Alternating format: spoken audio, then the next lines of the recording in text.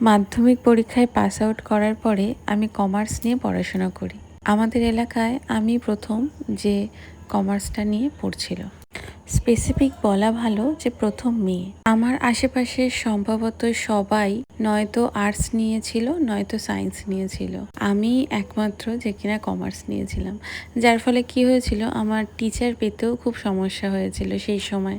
এখন অনেকেরই মনে হতে পারে যে আমি ওই বয়সে কমার্স নেওয়ার ডিসিশনটা কেন নিয়েছিলাম।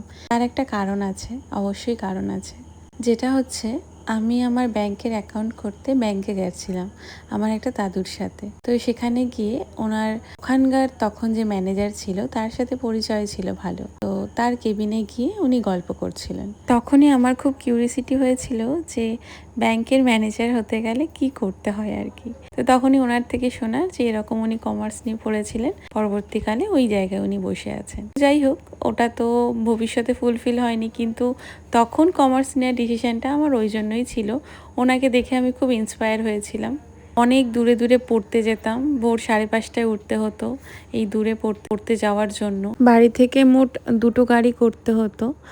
তারপরে গিয়ে 5-10 মিনিটের হাঁটা ছিল, তারপরে স্যারের বাড়ি ছিল। তাই ক্লাস 11 থেকে আমার শুরু হয়েছিল স্ট্রাগল করা। আর আমার সাথে সাথে মাও ভীষণ কষ্ট করেছে অ্যাকচুয়ালি, কারণ ওই ভোরবেলা উঠে আমাকে দিতে যেত, তারপরে এসে রান্না করে আমাকে আবার 9:30টার সময় আনতে যেত। ফিরতে ফিরতে অনেকটা লেট হয়ে যেত। ফার্স্ট ক্লাসটা আমি ধরতে পারতাম না, তো স্কুলের সেকেন্ড ক্লাসটা আমি ধরতাম।